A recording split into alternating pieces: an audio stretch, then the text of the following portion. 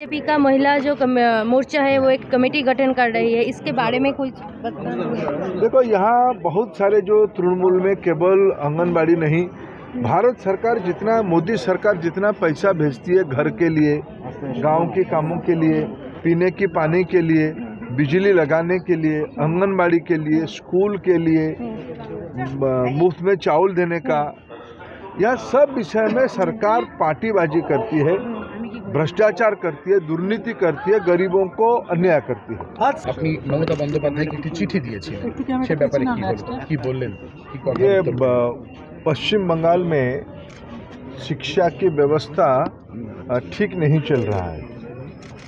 पिछले कई सालों से यहाँ नौजवान शिक्षक नियुक्ति की दुर्नीति में आंदोलन कर रहे हैं। हाईकोर्ट की टिप्पणी आई है, उसमें जो लोग संश्लिष्ट थे, जो मिले जुले थे, वो लोग बहुत बड़े दुर्नीति में प्रमाण भी मिला है, करोड़ों रुपया की सारे खुलासा हुई है। लेकिन उसके बाद भी स्थानीय सरकार की कुंभकर्ण निद्रा नहीं टूट रही है। ये बहुत चिंता की विषय है। बड़े बड़े अधिकारी जेल जाने के बाद, मंत्री जेल जाने के बाद और कितने समय लगाएंगे नौजवानों को न्याय देने के लिए। मैंने इसे सारा विषय पे पिछले अगस्त महीने ही यहाँ का मुख्यमंत्री जी को एक पत्र लिखा था कि आपको उसमें से कार्रवाई करनी चाहिए। कोई उत्तर हमें अभी तक नहीं मिली है।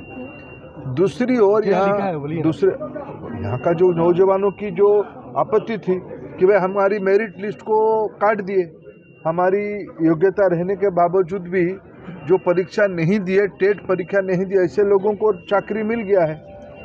उसके अलावा यहाँ जो भारत सरकार पैसा देती है समग्र शिक्षा अभियान में, ड्रेस के लिए देती है, किताब के लिए पैसा देती है, आधुनिक मटेरियल के लिए पैसा देती है, तनख्वाह के लिए पैसा देती है, उसमें भी भारी गड़बड़ी है।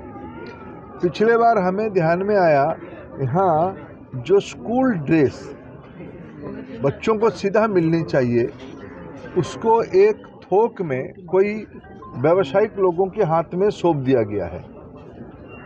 ये सब विषय में आगे चल के भारत सरकार और निगरानी रखेगी। पिछले बार मैं आया था, प्रदेश में अच्छे शिक्षा देने के लिए नवोदय विद्यालय की जमीन यहाँ विशेष करके 24 परगना में 2006-7 से अनुमति प्राप्त एक स्कूल की न अस्थायी घर न जमीन राज्य सरकार उपलब्ध करवा रही है। 50 करोड़ रुपया से स्कूल बनेगी। हर एक साल उसी जिले की गरीब विद्यार्थियों को गुणात्मक शिक्षा दिया जाएगा। ये नहीं चाहती है यहाँ का सरकार उसमें सहयोगी बने। इसके बारे में कोई कंप्लेंट मिला आपके पास? नहीं, मैं तो पिछले बार जिला के रिव्यू में उसको, जिला के अधिकारियों से उसको समझाता, नवोदय विद्यालय के अधिकारियों से उसको समझा। उसके ऊपर मैंने चिट्ठी भी लिखा है। मेरा अपेक्षा है जो बंगाल एक दिन शिक्षा की मूल केंद्र होता था, उस बंगाल में शिक्षा को इस प्रकार की अनदेखा करना, नई पीढ़ी को अंधेरे में रखना, ये उचित नहीं है। यहाँ का सरकार उसमें ध्यान दे, कुंभकर्ण निद्रा उसका टूटेगी, ये मेरा उम्मीद है। अभी जो चल रहा है इधर में, जो कोई मंत्री के पास, उसके बाद आमला को भी लोग तो मिले जुले हैं। अरे सारे लोग वाइस चांसलर हैं, उनकी शिक्षक की महिला मित्र लोग जो उनकी है वो लोग शामिल हैं।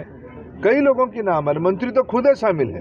आपका पूरा तरफ में भ्रष्टाचार छाए हुए हैं, इसके बारे में क्या बोलेंगे? देखो, गणतंत्र में जन जागृति हमारी दायित्व है।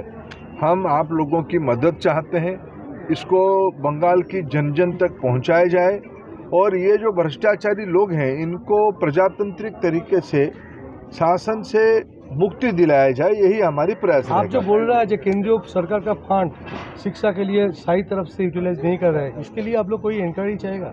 देखो, मैं तो धीरे धीरे आगे क्या क्या होता है और प्रमाण हम लोग इकट्ठा कर रहे हैं।